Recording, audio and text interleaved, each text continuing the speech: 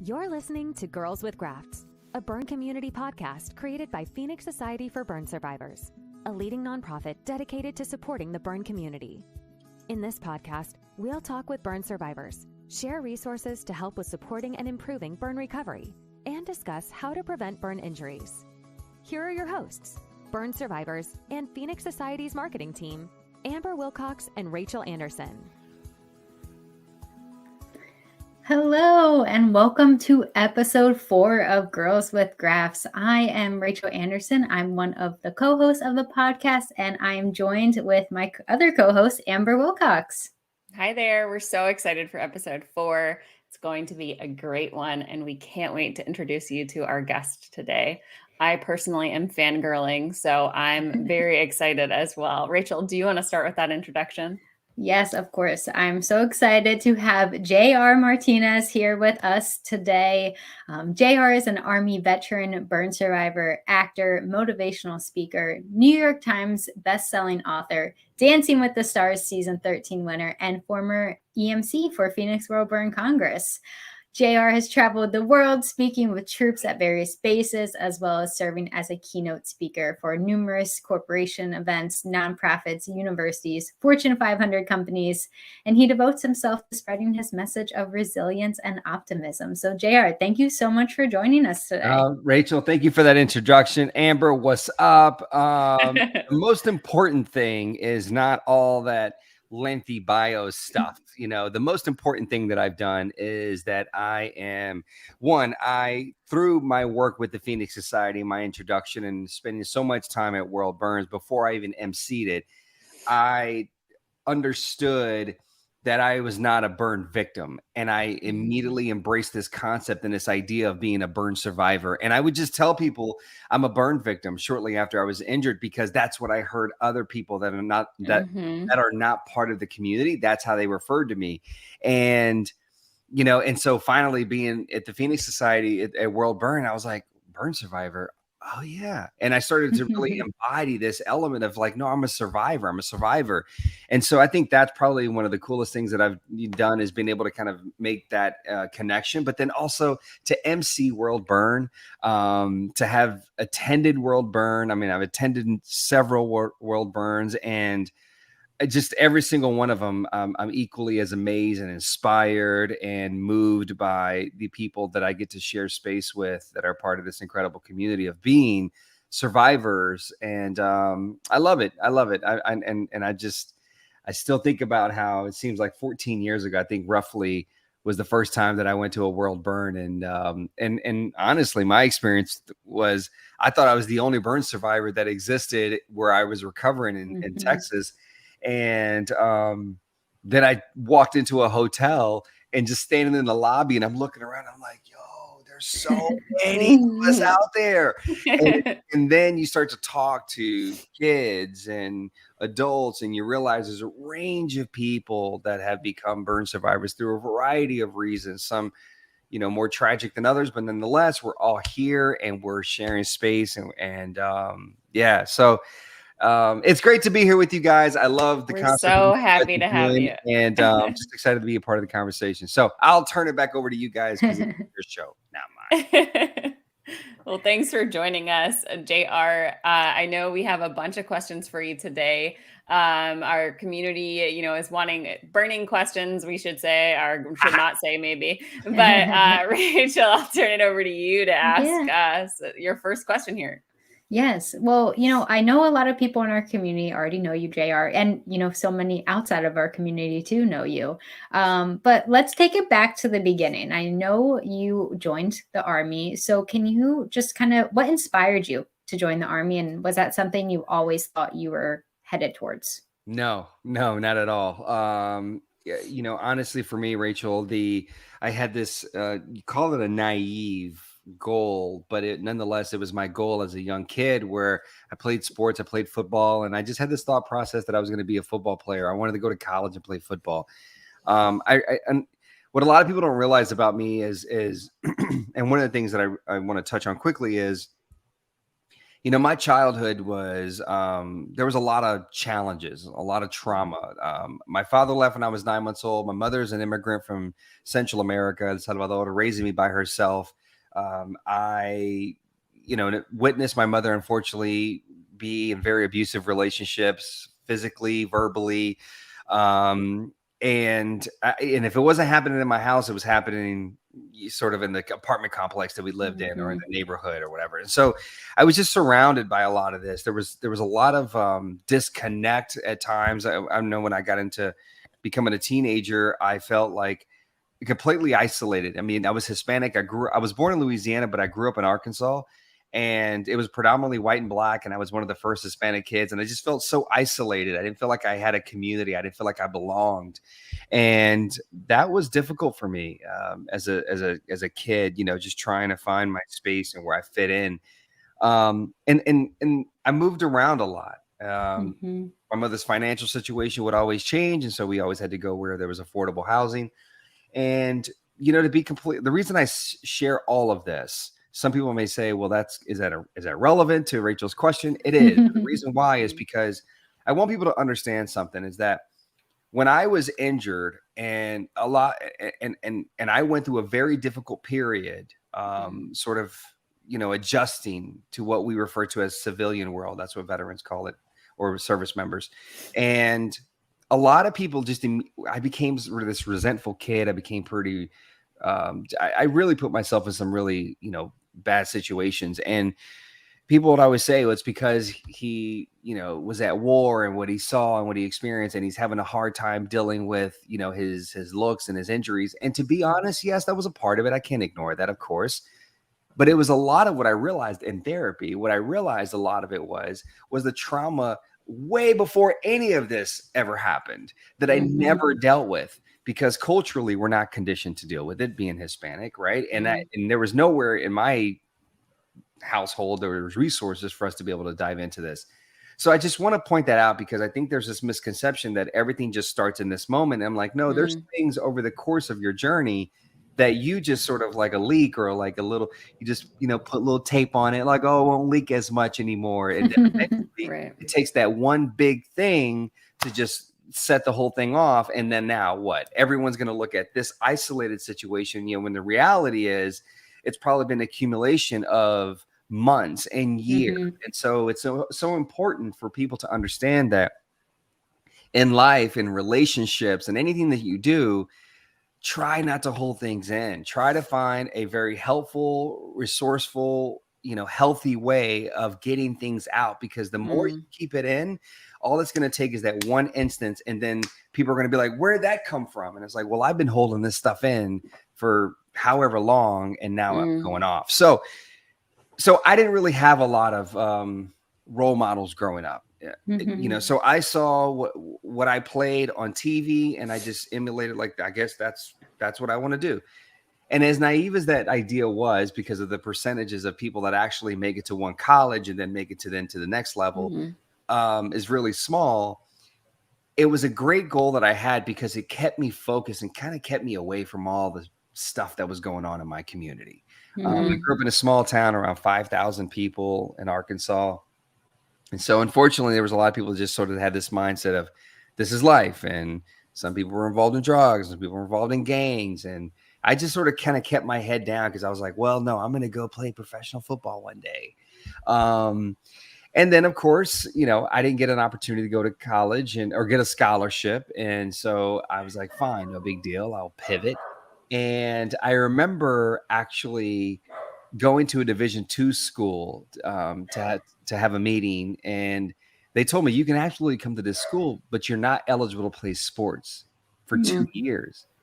And that was that was all I wanted to do. And I was like, wait, what? And they were like, yeah. And so, like a typical teenager, I just said, forget it.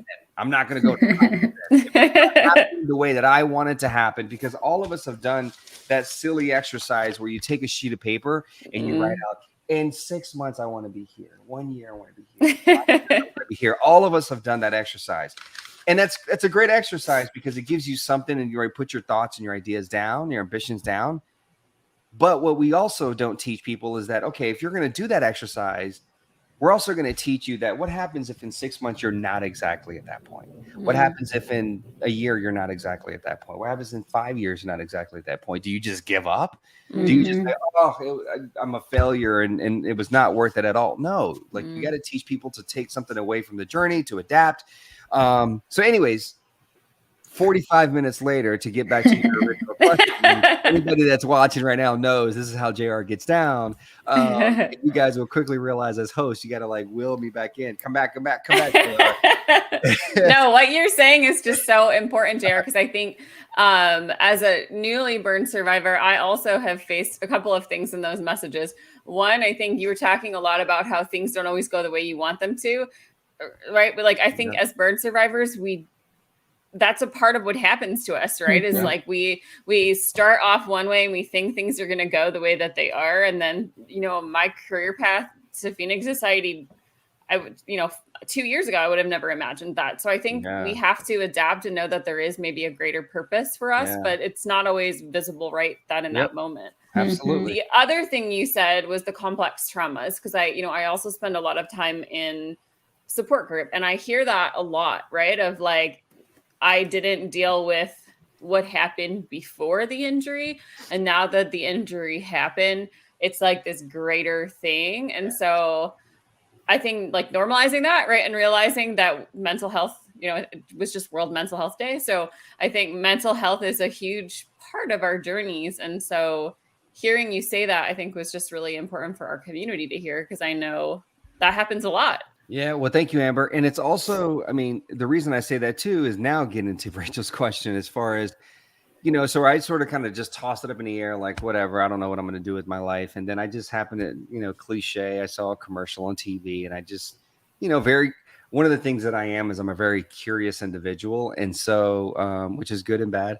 And so I just very curious. I went and spoke to a recruiter. He gave me a bunch of information and I went home and, talked to my mom about the idea of doing it. And she was against the idea because I graduated high school in 2002. 9/11 already happened. We were already at war. And my mother has lost a child due to the illness that she was born with. So my mother was like, no way. And, one of the most incredible things my mother was willing to do for me was just support me, even though she didn't understand or agree. And so I joined the Army September of 2002. And I went off to basic training for 3 months and assigned to my unit in January of 2003. March of 2003, I was deployed. April of 2003, I was injured. So 6 months after I was, I enlisted, I was on a plane going to war. 3 of those months, I was in basic training, and about about a month, almost a month of that, I was home for the holidays and had a couple weeks down before I had to report to my unit. So that's 4 out of those 6 months, 4 months out of the 6, where I was just sort of just coasting and chilling. And then all of a sudden I'm now in combat.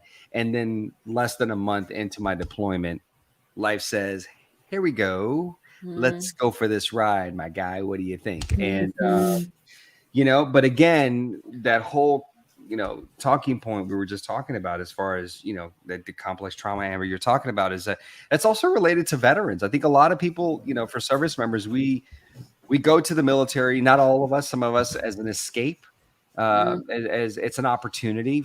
I joined because I felt like it would give me an opportunity to get money for college. Be able to travel. I'd be able to just see the world. I kind of wanted to get it away from the community that I was in. Even though the community that I graduated high school from was great, but I just felt like there was more out there in the world that I wanted to go experience. And I felt that was my ticket. And there's a lot of service members that relate to that have that connection. And so in the mix of us trying to run away from something, what you bring with you is all the baggage and everything. And that's when when you're exposed to trauma, when you're exposed to combat, then of course, now we got a bigger issue on hand. So JR, you have your accident, you're brought to a hospital, right? And you want to share a little bit about, how did you, or when did you initially think, oh my gosh, life might not be the same again, right? And so can you tell us a little bit about that experience at the hospital and kind of what it was like thinking of, okay, what's next? Yeah, no, great question. So I was in a medical induced coma for 3 weeks. And when I came out of my coma, within the first week is when I came to this. I was introduced to my new norm, my new reality of what life would be. And the first thing that was really difficult for me to comprehend was the idea that I was not going to be allowed to stay in the Army. I was going to be medically discharged, which for me was very difficult because I thought to myself, that's the identity that I was creating for myself as a young man, as a young person, being in uniform, being of service. I kind of love this whole camaraderie thing. And then they were like, no, you're not going to be able to do that anymore. So there's one of my identities that I was starting to create for myself that was taken away from me. Well, then I remember, as every burn survivor remembers, going to the shower.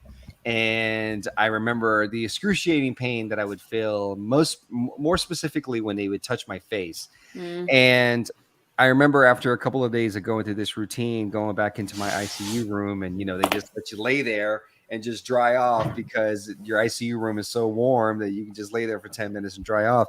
And I remember laying there, and oddly enough, my nurse, Mike, he would always put on the San Antonio radio station, like on the TV. And so we'd be listening to music every time we went through dressing changes and, all the routine.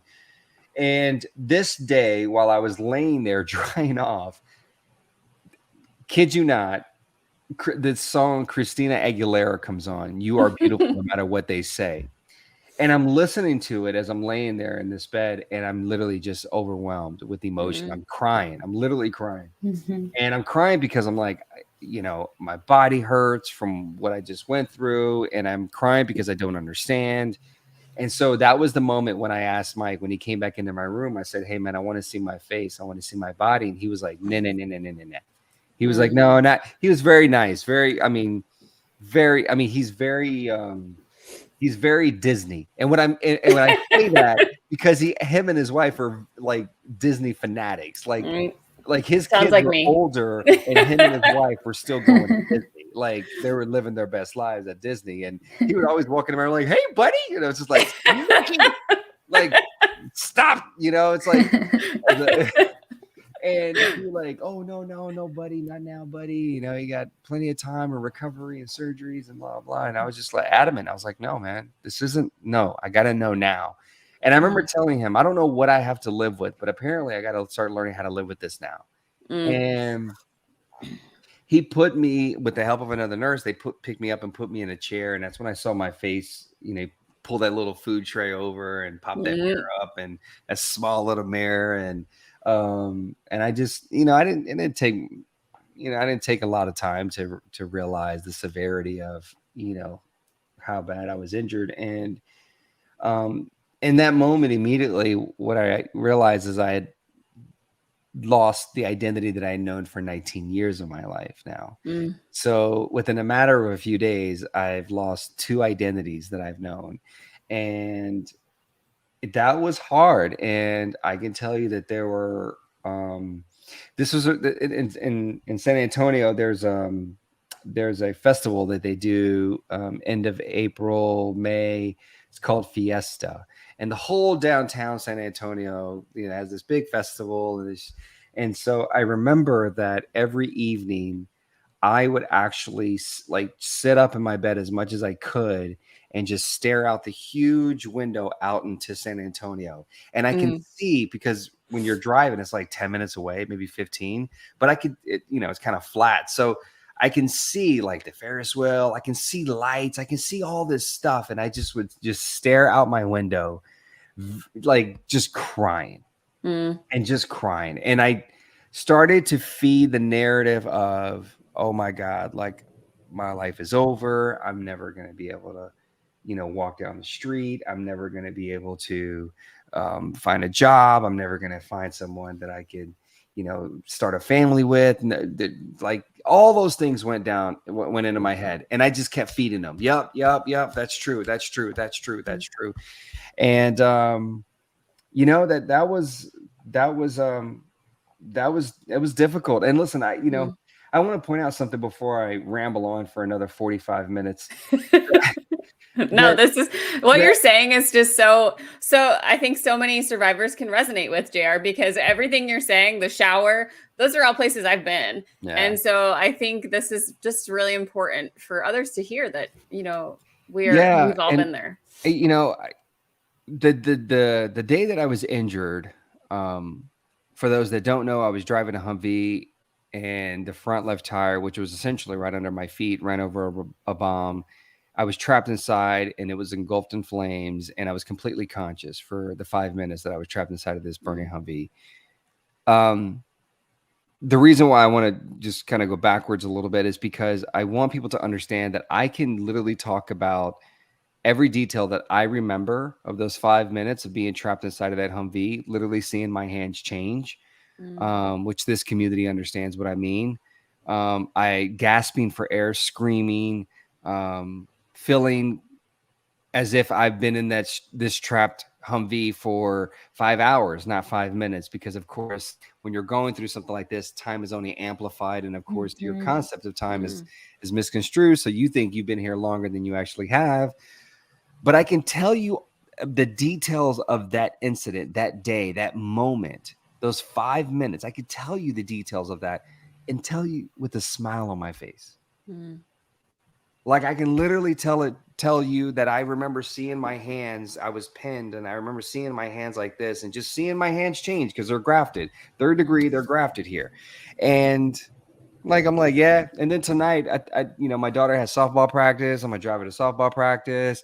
I wish I can help out, because I feel like the coach is, there's a lot of standings. The girls are standing around a little bit too much for me. So I would love to help. But then, so my hands. Yeah, I remember seeing like literally the skin. But wait, what are we having for dinner? Yeah, so it's just my tone doesn't change. I'm just like, this is just every day. Why? Because I've talked about it so much. First and foremost with myself. And I did it in that time period when I would stare out that window and look out in San Antonio. I would literally remember everything that took place in that Humvee, the 5 minutes and the pain and the fear.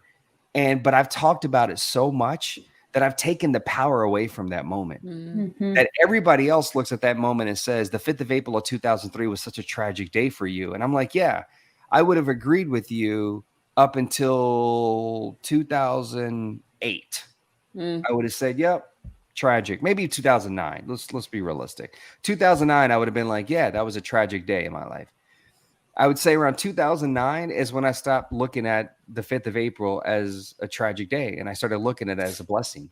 And I realized that day, even though, yes, it changed me, but it shed a lot of the old JR and allowed there to be a clean slate to embrace what was potentially could become the new JR.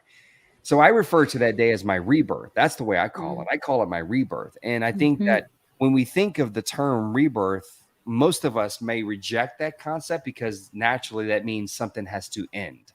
I'm in a position in my life now, like 19 and a half years post, where I'm like, let something in. I'm cool with that. Something to end. Like, right, let's go. Embracing it, right? Because now that all I'm conditioned to learn now is something else is on the horizon waiting for me. That's better. That's supposed to fit me in this section of my book that I'm living in right now, in this particular chapter. So I'm supposed to embrace that thing. But if I'm sitting there constantly trying to go backwards, which I did, and I'll tell you this real quick. So I spent almost 3 years in the hospital. Now people hear that and they're like, oh. No. And I get it, right? Like I get it. Like 3 years in a hospital, I turned 20, 21, I turned 22 in the hospital, right? But a big reason why I stayed in the hospital that long, because the reality is, and I'm not downplaying the extent of my injury or anybody's that's similar to me, but I was burned 34% of my body. Most of it was 3rd degree, right? I honestly could have left the hospital 6 months after I was injured, right? They did such a great job patching me up. But I held on. And the reason I held on was, one, because I was in a safe space of being in a hospital where there were people that didn't judge me, people I felt comfortable with, people that became family to me. And that's something that nurses and anybody in the medical field have to understand. You may be taught textbook how to address this issue, but you have to be prepared that you're also going to become a therapist, a friend. You're also going to have to learn how to protect your own energy, because you're sitting at a bedside of Rachel and Amber and JR, and they're constantly venting. You're just taking on their energy, all their trauma, all their pain. At what point do you turn that off and you can go home to live your best life? Because you're entitled to that as well. And so I held on because of that. But I also held on because I was having a lot of surgeries. My plastic surgeon said to me, I used to have curly hair, right? Curly hair. That was like my thing. Like if you saw a photo of me when I was a kid, I'm looking around my office. I'm like, do I have anything? Like, no, I don't. But if you saw a photo of me as a kid, like my curly hair was my thing. That was my jam. If you get a mustache at like 10 years old, then get to the curly hair. That was my jam. And then all of a sudden come out of my coma and I see my face and I'm like, where's my hair? And the 3rd degree burns, the scalp being completely, and so my plastic surgeon, I remember him saying, well, if hair matters to you enough, we can do this procedure where we do tissue expanders. And I literally, all I had was like this little slit of hair, right? So I was like, how does this thing work? And he broke it down and I was like, let's do it. So I put myself through the process of having tissue expanders, not 1, not 2, but 3, because I wanted to literally, that little slit of hair that was still there, I wanted to hold on to that and see if I can get a full scalp. But think about that. Psychologically, all I was trying to do was go backwards, capture the old me. Meanwhile, life is telling me, dude, that's not you anymore. Stop, right? And after all of those procedures of me trying to look like the old JR, like there was even an interview I did about 7-8 months after I was injured. It was 60 minutes. And I'm sitting down, I'm talking to this, first of all, because I'm a Southern boy. And first of all, I have this most Southernest accent. I was like, who is that dude? But now I have to go back and listen. Oh my God. So David Martin asked me the question. He's like, you must notice that people look at you and do a double take. And I'm like, yeah, I notice people looking. And I was like, but I know why I look like this. And the doctors say that one day I can look like how I used to look. I remember years later watching that clip and I'm like, did you, JR, just hear what JR just said? You clearly were holding on to this concept of just trying to recapture what you used to be. There was no way you were going to look like you used to look. Even anybody that's never experienced the same trauma that all of us have are not going to look the same way that they used to look, right? That's just part of life. And yet I was holding on to something. So I stayed in the hospital a lot longer than I should have, simply because I was getting work done. Let's just say that, right? Right. A doctor was like, so we could do a facelift. I was like, let's do it. I'll take 3. Is it Costco size, facelift, bulk? I get multiple of these. So I just want people to understand it, because I want people to look, when they look at me, and Rachel did such a beautiful introduction, that I don't want people to look at me and say like, oh my God, like, yo, I don't know how he got to where he is, but it just happened for him. No. We have probably had the same emotions, the same experiences, the same fears, and yet still been presented with the same opportunities to embrace what life has given us in this very moment. The difference is for me, at least a few weeks into this space of where I was in, struggling and, feeding the negative narrative. I really had this really heart-to-heart conversation with my mother, and, my mom just challenged me, and she just said, listen, I just want you to, just try to be positive. I just want you to believe that something good will come from this. I want you to try to have faith. That's what she said to me.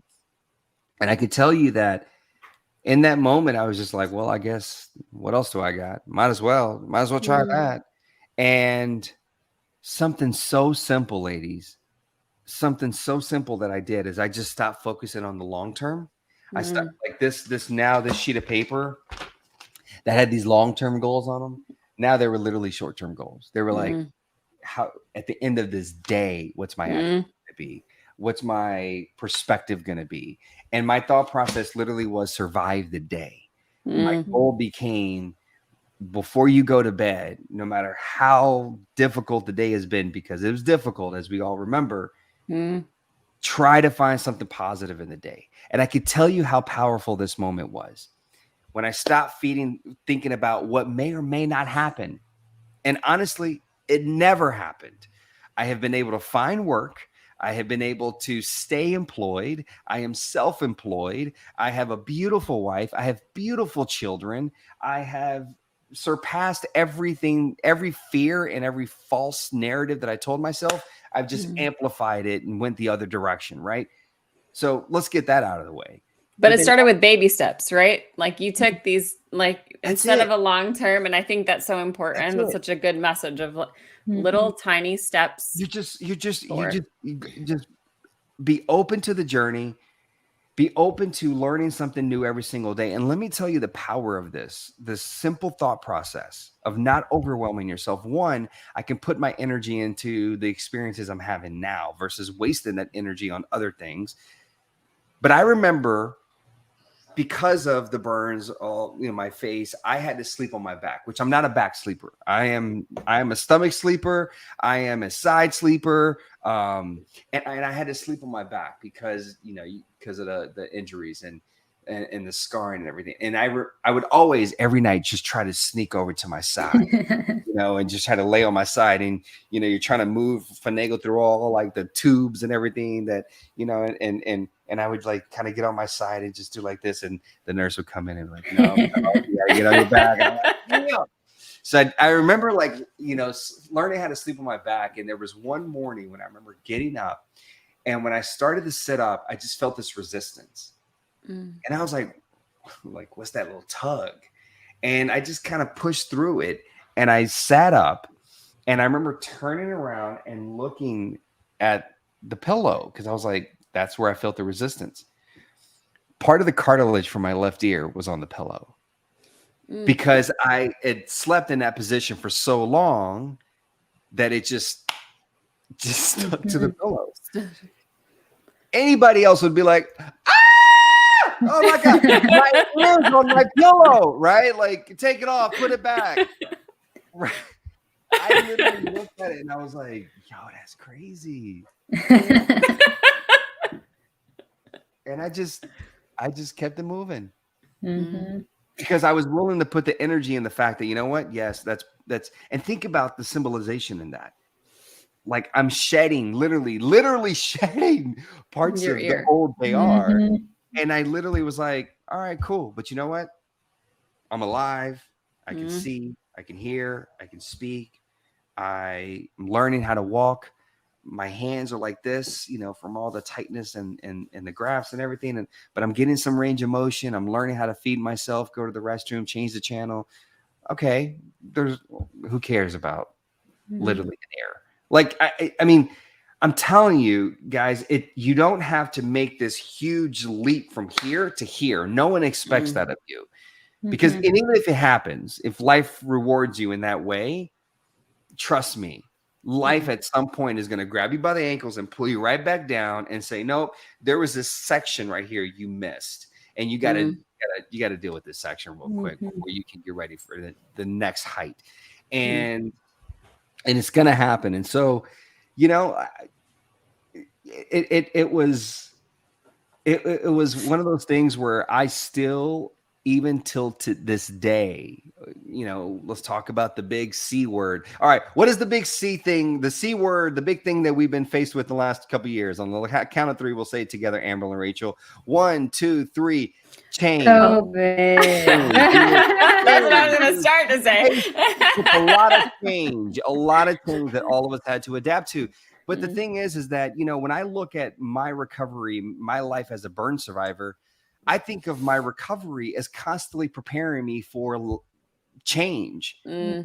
Everyone else is like, oh my God, my world is upside down. You talked about, Amber, like we as burn survivors, that's just part of our, we're conditioned and we kind of, and I'm like, yeah, even when you think about how you can make progress on getting some range of motion, But because skin is the way it is, and all of a sudden it tightens, and all of a sudden you lose that, right? Now you're regressing. We're constantly just getting a little bit, taken away, but having to persevere, get a little bit more, it'll take, and we're just constantly pushing through. So I really still live by this element of, I'm going to focus on the things that I'm going to put my energy into. I'm not going to focus on what I can control. I'm not going to focus on what may or may not happen. I'm going to focus on in this moment now. And I think for me, even though I do have long-term goals, me putting a lot of my energy into the present, into the current, has really allowed me to succeed and still create, I guess, a successful life for myself. Spending a lot of time in the moment, right? I do a ton of yoga, JR, and I think that has been the thing that has taught me to like whether it's just like recognizing. I was actually talking about this just the other day, but grounding, right, yourself. So okay, how do I stay in the now? Well, okay, what do I see? What do I use my senses for? So am I smelling, something we're cooking? Am I, hearing the dryer? And so that's how I ground myself, is by finding those things that are in my present moment that I can focus myself on when we have all those things that are distractions. I like to call them the monkeys, right? So those monkeys that are just coming out to play in our heads, right? So I think that's your message is so important, because you've been there just like everybody else that's a survivor. We've all been in that place of just constant change and uncertainty. And I think that's such a powerful message, because it is something that is ongoing for us. Yeah, absolutely. Well, and that's too why we encourage survivors, whether it's journaling or taking photos of your scars every day. Like, yes, every day you're not going to see a major change, but if you look back at your scars a month ago, what progress have you made? Or if your long-term goal is to, get back to running again or something, well, what's step one? Is it walking around your hospital floor and just making a full lap on your own? And, all those little steps can build up to your long-term goals. But pace yourself on that. I remember when I was learning how to walk again, that therapist came in, and my OT, Kim, and she was helping me walk. And there was another nurse on the other side of her helping me. And, I remember we just started with just taking, like, literally walking to the door and back. And then, a week or so later, then it turned into like the door, and you kind of went a little bit around, and then you came back. And then I remember, a few weeks later, I was like, we did like a full lap around inside of my ICU room. We did a full lap inside the ICU room. And then they were like, okay, that's enough for today. I was like, no, I could do another lap. I could do another lap. And they were like, no, that's it. I was like, I can do another lap. And so sure enough, my stubborn ass, kind of pushes everyone to be like, no, or I'm gonna do another lap. And so I do another lap. I get back to the bed, and all of a sudden I go, all over the floor. And the OT Kim is like, I told you, you pushed yourself too much. And I look at Mike, I'm like, I'm so sorry, Mike. I'm sorry, man. I should have stopped. And he's like, it's okay. It's okay, buddy. No, it's all right. And, but like literally, like, to Rachel's learn, point, hey, I've learned self-care, right? Pace yourself. You're going to get frustrated. Your mind's going to tell you all these things that you can and you want to do, and that's fine. You'll get there, but pace yourself. And I mean, hell, people that aren't going through what we've gone through, I'm 39 years old. And just the fact that, I mean, I think about now, everyone at the Phoenix Society, godly, I'm like, they've known me since I was a pup. Like, they really have known me for a very long time. Like, I was a baby when they met me, very naive and just kind of going through the motions, whatever. But it's true. I mean, and like, even people just every day. I mean, I love running. Has nothing to do with my burns, right? It has everything to do with just the fact that I'm older. And like, the doctor's like, yeah, your knees. And I'm like, what about them? They're there. They're there. And he's like, yeah, you probably shouldn't be running. I'm like, what do you mean? And like, I'm still holding on. I'm still like, well, maybe if I do some strength training, some cross training, I'll strengthen the muscles and everything around this part of my knee. So that way to strengthen it, so I can do that marathon one day.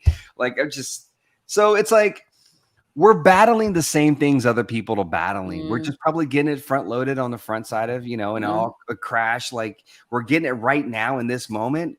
And that really is what's the word I'm looking for? That really is an advantage. It really gives us an advantage over the rest of people in society, because we are having to learn and do some inward soul searching about who we are. And a lot of people in society are just kind of monkeys. Yet we're blessed with this opportunity where we have to stop and pause, whether it's 3 months you're recovering, 3 years, you're always recovering, but you have to stop and pause and actually like look inward. You have to turn some lights off. You had to turn devices off, and you got to sit there in that space. To your point, Rachel, I remember, when I got out of the Army, so I spent almost 3 years in the hospital. I got out when I was 22. I remember being home. My mom lives in Georgia, and I went to Georgia on a trip. And I remember my mom lives like in this, like her back of her house is like some, kind of like a wooded area. And I remember being in my room and just, and there were things that would constantly trigger me. Like if I saw a girl and I thought she was attractive, or there was something about her that really, that attracted me to her. If that girl didn't reciprocate any of that energy, right? I all of a sudden took it immediately. It's my scars. It's because of the way that I look. She didn't want to talk to me because of the way that I look. That was the easy out. Right? And I would have those moments where I would get triggered, and I could tell you vividly, and I still have the freaking, let me see. Hold on. Give me 1 second. Pause. Commercial break. We're back. Well, I can say I can relate to that feeling because I'm a childhood burn survivor. So why I don't, remember what I looked like before my injury growing up, and, you're teenagers and I want to talk to boys. And the moment they didn't want to talk to me, I was like, it's because I'm these scars, and why would they want to talk to me? And then you get that negative, thinking, and you gotta find ways to get out of it. Yeah. Well, I couldn't find it here, but what I was trying to find is I still have the binders where me sitting in my mom's room, it'd be 2:00 in the morning. And I'm just literally staring out this window into that wooded, tree line, and just crying and just writing and just writing everything that I was feeling, just writing, whether it made sense or it didn't. I just didn't matter. I was getting whatever was inside out. And it didn't help that I was also listening to like Metallica. Like that probably wasn't the best record, like it was like, but not like the hardcore stuff, like the sort of the radio stuff, radio Metallica that everyone's like, oh, I can vibe with this, a little bit. But I was just like, just jotting. And it took a long time for me to get to that place where I finally was like, no, JR, if I didn't have these scars, and if I looked the way that I looked before, how arrogant of me to think that without these scars, that if I talked to any girl would be interested. Like, that's kind of arrogant of you. So I realized, no, that's just kind of how life is. Not everybody's for everybody, right? Like, like you find somebody attractive, they don't necessarily find you attractive. Somebody may find you attractive, you may not be that interested in them. It's just the way life is. You may like the same things in music or food or experiences. They may be crazy. You're not. God bless you that you didn't fall for that. I'm just saying, like, there's crazy out there, right? And so for me, it was just a matter of, really get into that place of saying, hey, man, like, stop being so hard on yourself. And I think once I developed that attitude of, stop being so hard on yourself, and then also get into a place where I just said, you know what? If nobody likes it, the hell with them. The hell with them. And the reality is the odds are in my favor, because let's say Amber and Rachel don't like JR for whatever the reason is. Well, you know what? The odds are in my favor. There's a billion more people to pick from. So why do I need to sort of put all my efforts and energy on these two people that, for whatever reason, I'm just not their cup of tea? Oh, cool. I'll move on to to somebody else. I'll find somebody else. I'll find another community for myself. And once I sort of developed that attitude and realized that's how it was, I didn't put that much pressure on every conversation that I would have. Because I would go into conversations, and I'm going to be straight up dating wise, I would go into a conversation with a girl that I met at a bar or a friend or whatever, and I would immediately put this immense amount of pressure, like this is actually going to be the relationship. And it was because I wasn't secure. I needed that. I needed someone else to hold me up, and that's too much pressure to put on somebody else. So even if me and that person would have ended up connecting and saying like, no, let's date or whatever. I mean, I've ruined some relationships because I just put so much pressure and expectation on one individual, and it's not fair for anybody to have all of that. And you also have to identify the people that you're potentially putting this pressure on. Are they emotionally prepared. And capable of actually doing and giving you what you need? And we're not talking about physical. We're talking about emotional. We're talking about the heart. We're talking about mentally, the mind. Are they able to meet you where you are? And what I've learned is that Amber's my homie, that if I feel this today, I can call Amber for that. Not Rachel, Amber. Two different people, two different personalities, two different approaches, philosophies, whatever. Amber's my person when I'm in this space. Rachel's my person when I'm in this space. Not Amber, Rachel is. And I learned how to not go to the same well and tap and tap and tap. And then all of a sudden you just extracted everything. There's nothing else. But then I get frustrated because I'm like, why is it this person giving me what I need? They don't have anything left for me. So what I started doing is sort of delegating this and saying, okay, cool. Amber's my person for this. Rachel's my person for that. My boy over here, that's my person for that. This, that. And now I have a arsenal, a team of people, community where I can go to and say, this is my vibe. And because of that, and I'm not saying this because I want to brag or anything, but because we're in this very, like, this is like JR's museum, Hall of Fame. Yeah, there it is. Right? You have to pay admission, right? Exactly. JR's museum. Yeah, absolutely. And so, like, when you come in, like, you see some of the things that I've been able to do. But the one that I want to point out right now, you can't see it from the angle, but it's on the wall over here. It's a People magazine. It's the Sexiest Man Alive issue. I was in that. And I'm not saying that to be like, I'm saying it because there was a point, as I've already shared 45 minutes ago, that I was like, no way I would ever be able to be in society and live in society. And now I'm listed. Well, I'm not now, but was listed as one of those dudes, right? Why? Because at the end of the day, the thing that I realized that was attractive was somebody that's just confident in who they are and what they are and the stage of life that they're in. Someone that's willing to embrace it and say, this is me. This is me. You know what? And I'm not going to change it. I'm not going to sit here and try to mold to you. No, this is who I am right now. And it is what it is. And you vibe with it, you vibe with it. If you don't, cool. Nice to meet you. You're a lovely person. You know, our paths are just not intended to cross at this point in life, period. Yeah. And as someone, you know, I can relate to that too. And, you know, it's not an overnight thing. It's not all of a sudden you're just going to have the self-confidence. You do have to work on it. And, you know, dating in high school and college for me, like I did the same thing. I put a lot of pressure on whoever I was dating to build me up because I needed it. And then once I learned how to build myself up, I mean, now my fiance is like, your scars are badass. Like, I love them. And I'm like, yeah, thank you. I know, like, and I love it. But like, you attract people with the energy you give off. So if you feel the confidence, I think scars are so sexy. I could tell you when I went to Burn Survivors, I would look at some of those girls. I'm like, though I'm World Burn, and I look at some of those girls. I'm like, damn, you look good. And I remember there was a point where I was dating this girl who was not a burn survivor, and she came with me to one of the world burns. And I remember, like, when we were walking out, I was like, this person, I was like, she was so beautiful. And like this other, and, you know, I was just more just like, just the way I talk.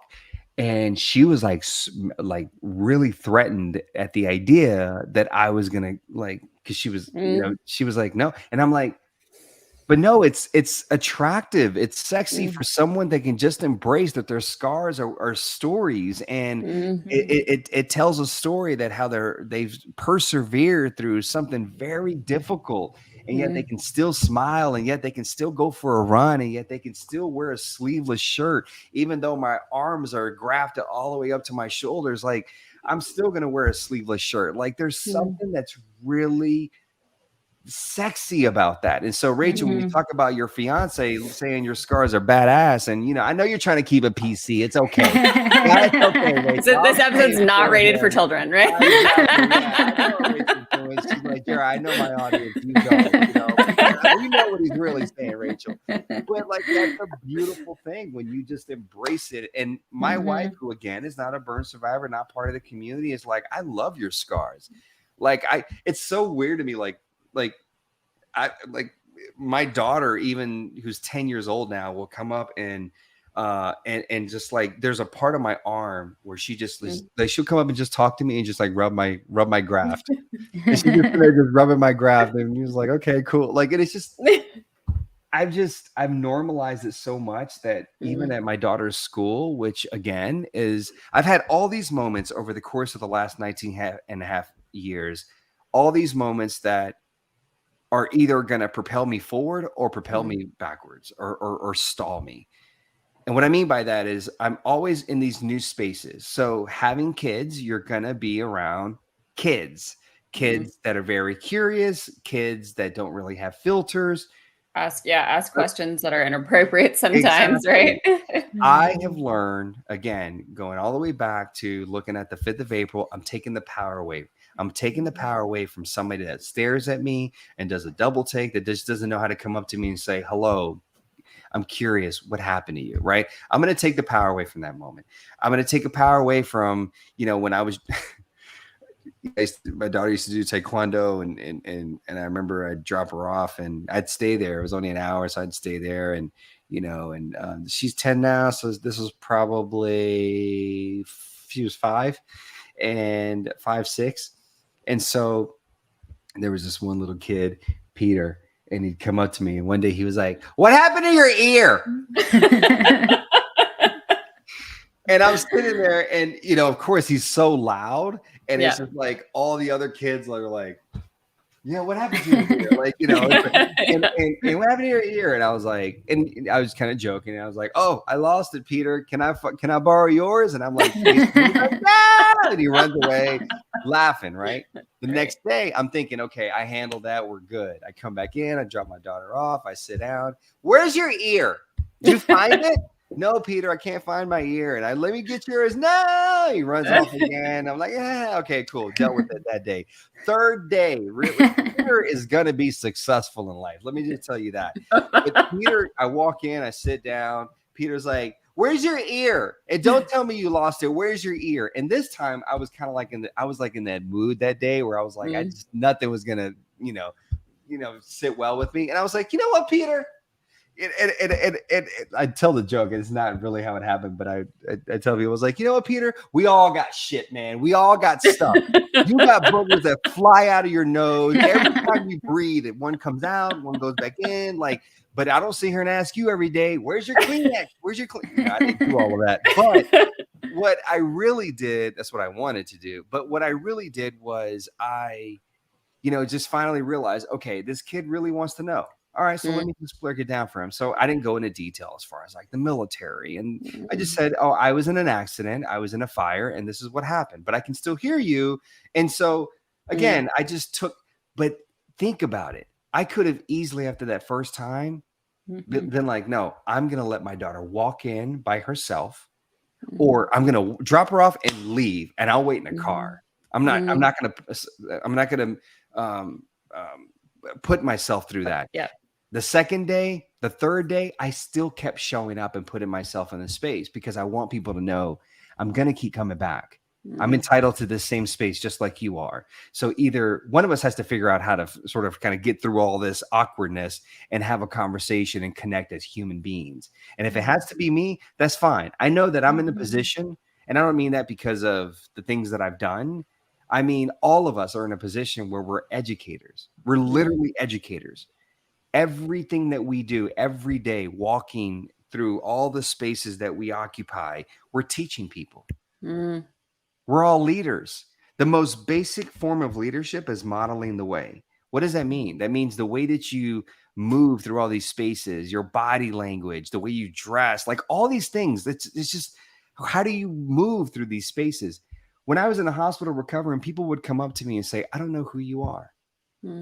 I I don't know who you are, but I just want you to know that, you know, I saw you smiling, I saw you having a good time, and I just want you to know that like that meant something to me. And I'd be like, all right, cool, have a great day, peace. And I just kept it moving. I was living my life. Guess what? That wasn't isolated to that period of my life.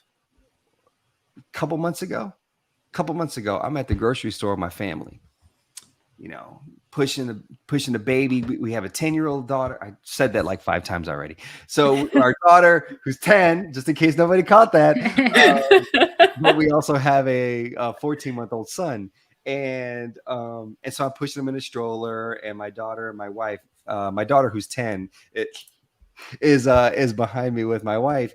And as I'm approaching the exit to the store, there's an older gentleman standing there, and he looks at me and he says, you know, I see him kind of staring at me. And so I just kind of maybe break the fourth wall here. And I was like, how you doing?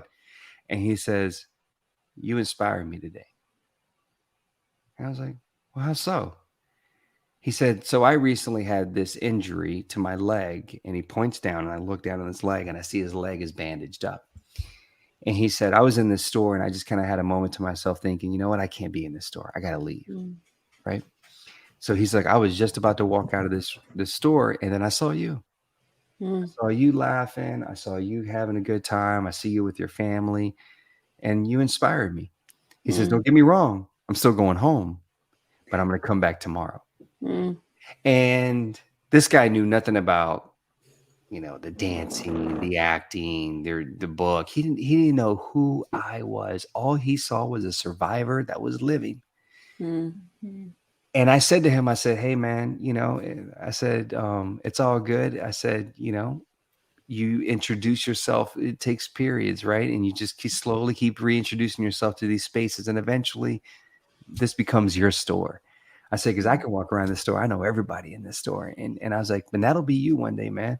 And he was like, I said, just give yourself grace. Be patient with yourself. Be patient with the process. Be patient with the journey. This is a man, I'm guessing. I'm 39, as I've said. That man was probably in his 60s. I'm telling this older gentleman something.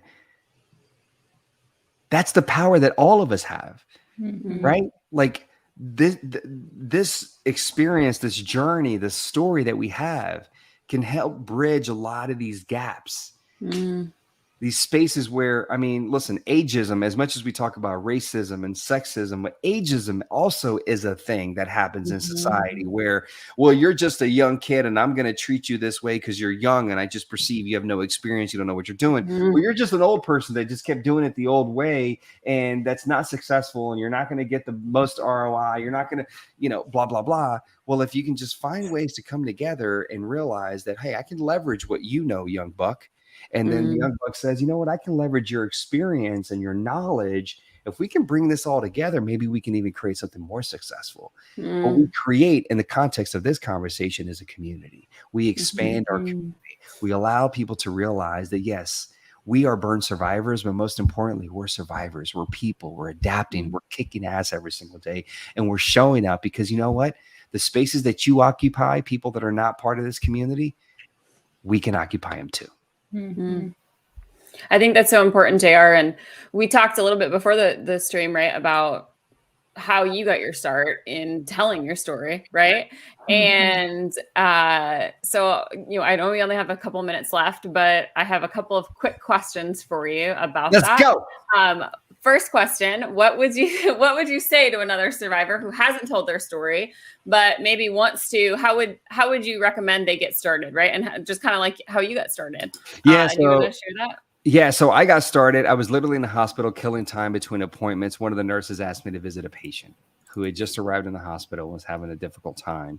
And I said, no. And I was 20. And she said, just go in and talk to him. I said, well, what am I going to say? I'm not a therapist. I'm not a counselor. I don't have any sort of academia training or anything. And she said, just talk to him. And I remember walking into this room, and it was definitely not a good space to be in. You could tell he was in a bad place, but I just walked up to his bed. I asked him 4 questions. I asked him what his name was, where he was from, what unit he was with, and how he was injured. That was it.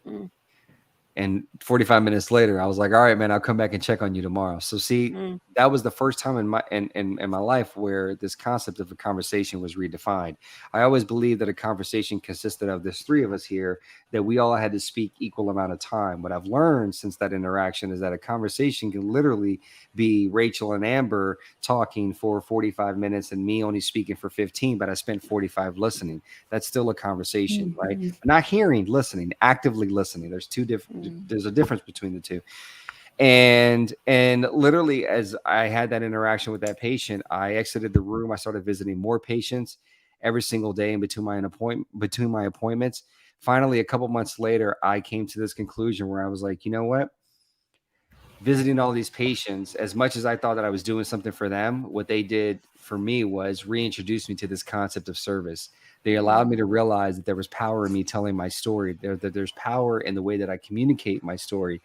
So that literally started me getting into the nonprofit sector, raising awareness for veterans. That then led to people reaching out to me to come and speak, which then led to, just continuously just kept growing and growing and growing from there. But it all started in that one moment when I could have ignored that nurse and said, no, I'm not going in there. Instead, I was willing to put myself in the space. So for anybody that is in the space right now that they want to start talking, I would say, start in a safe space. Where do you feel comfortable? Right? Is it with one close friend or relative that you have? If it's not a person, as Rachel alluded to earlier, literally sit down and just write. A few years ago, I went to a burn hospital on Christmas. And what I took is I didn't take things for the kids, for the patients. I took journals for the parents, for the caregivers. Because I was like, you guys are going to need outlets. And you can't God, this is 2022, right? We have phones. You can record into your phone. You can record right in your notes. Yeah. You talked about taking photos of yourself, Rachel, and just be able to see the progress over time. Well, guess what? You can equally just record yourself on video and then later down the road, go back and revisit and see how much you've grown. Find a group like the Phoenix Society. Find a group that's already been doing this. You don't have to come in right away and be expected to sort of share your entire journey. You can go for the first 6 months and just listen, and literally just listen until you feel comfortable and you're ready. But the point is, at some point, it's on you, and you have to be willing to take that step, and you have to be willing to be vulnerable. Because what I've discovered, as I think it's Brene Brown that says, in vulnerability, you find community. And I have found that in my vulnerability, which I've been very vulnerable with you guys over this last hour. Yes. There's no judgment. I know that. And if there is, then fine, so be it. But I know most of all, I'm going to gain more of a community. And that's what this is all about. For sure. Definitely. Well, one area that you did get judged in, though, was on Dancing with the Stars. And so Amber have and some questions. Yes. Amber and I are huge fans. So are you watching this season? I am. I haven't been able to catch up. I haven't been able to watch every week so far. But Who are you rooting for, JR? We have to know. Oh, man, that's you gonna do that to me? I'm rooting for Gabby because I'm a big Bachelor and Bachelorette fan, and I'm always rooting for whoever's coming out of that franchise. I'm a huge fan of Wayne Brady, so I got to give it to Wayne. Oh, I love me some Wayne Brady. Love me some Wayne Brady. But I also am a trash TV fan, and I watch a lot of Jersey Shore, so I'm a huge fan of Vinny. So I'm kind of in between there. Yeah, so I definitely love me some Wayne Brady. I love, I'm trying to think, I think I'm a sucker also too for like Selma and what she's, overcoming, Daniel, what he's, what he's able to do on the dance floor. I tell you that Jordan Sparks, I met Jordan Sparks. Is she still on?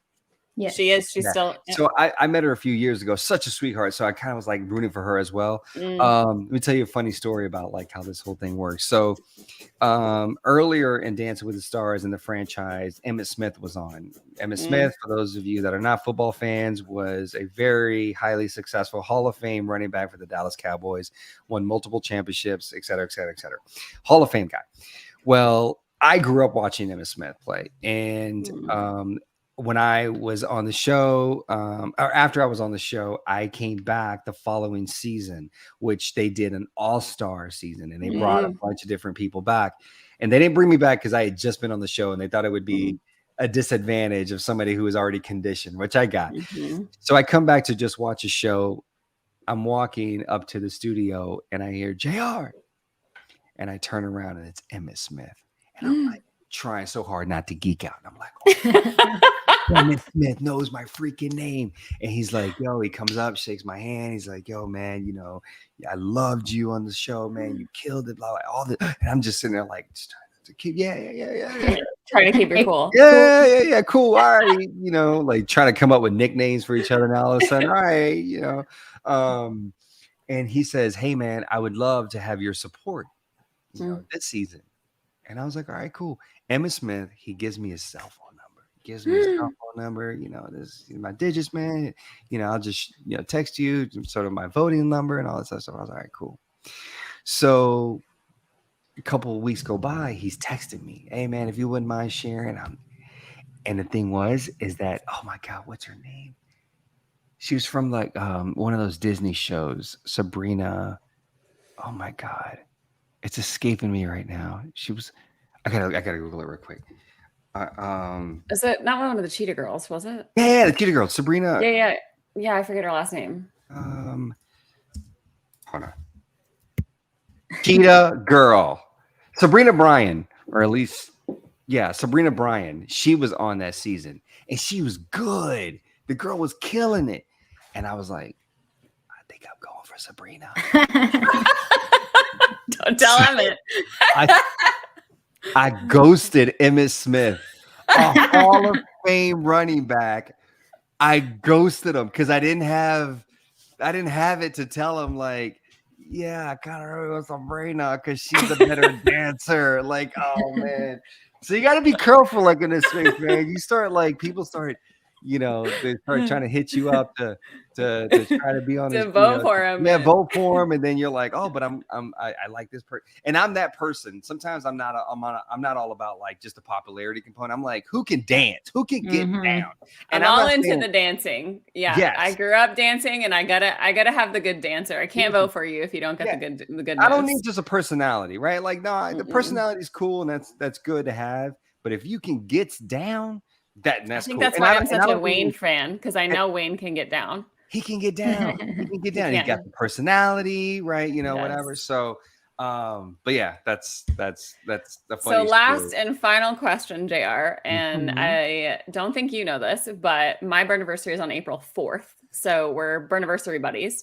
But so one of the questions I always like to ask is, how do you celebrate? Because you're pretty far out now from your accident. Do you still celebrate your burniversary? And how do you celebrate it? Or is it been different every year? It's different every year. I mean, there was when I was younger, I would go skydiving. Literally, I would I'm gonna jump out of a plane today. Amazing. And then it's evolved, right? Like I think I do celebrate it, yes. Which everyone in my household is upset that I have multiple things to celebrate, right? They're like, oh, you got your birthday, you got Father's Day, you got your rebirth, you just got all these things to celebrate.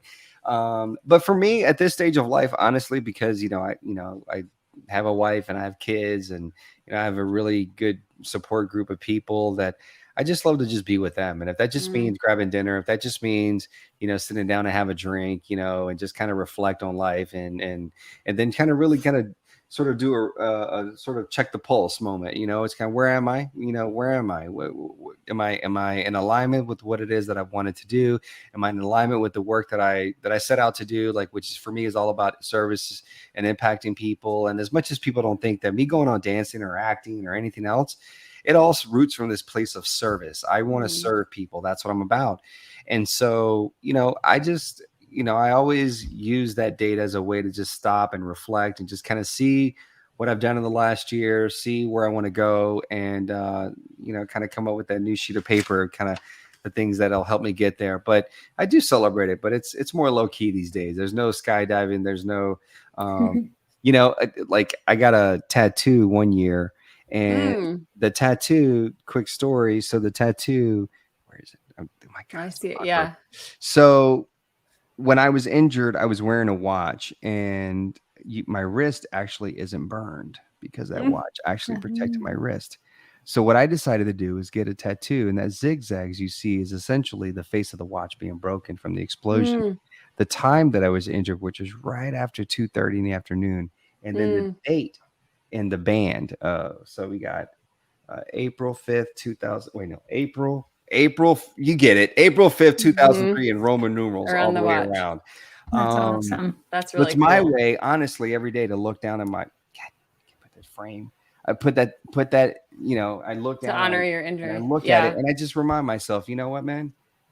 Just like a clock, the hands always move around, but they'll stop at the bottom 6 because that's the bottom.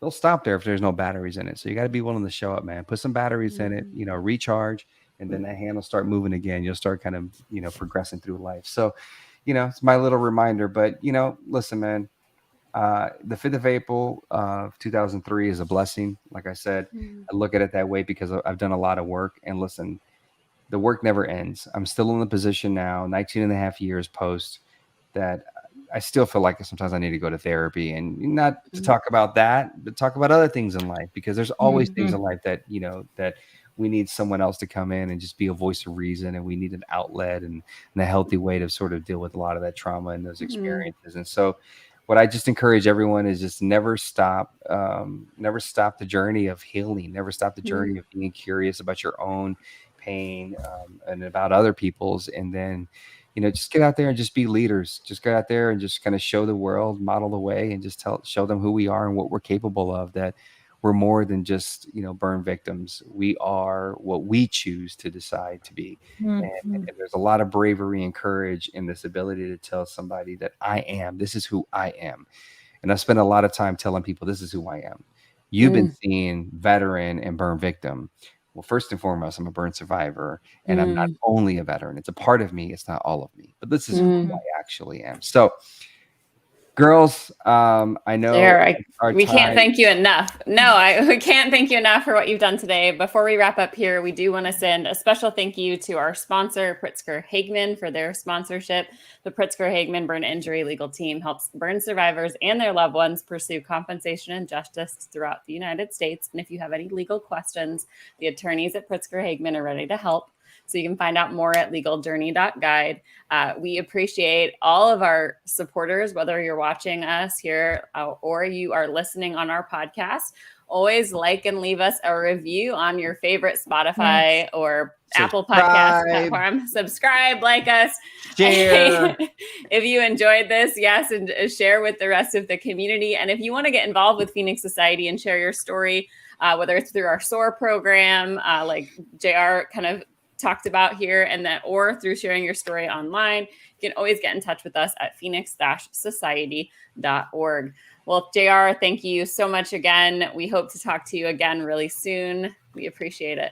Hey, thank you so luck much to you girls on this podcast. Keep kicking butt and keep creating this space for people to have conversation. And I do wish both of you the best, and hope one day we get to share space together and tell some of these stories in person. Yeah, maybe we'll see you at an upcoming World Burn Congress.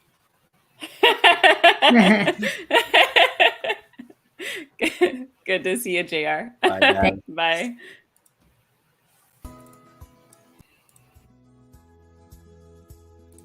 Thanks so much for tuning in to this episode of Girls with Grafts. If you are enjoying this content, please feel free to rate, subscribe, and leave a review wherever you listen to your podcasts. This helps others find the show, and we greatly appreciate it. Thanks again for listening, and we'll catch you in the next episode.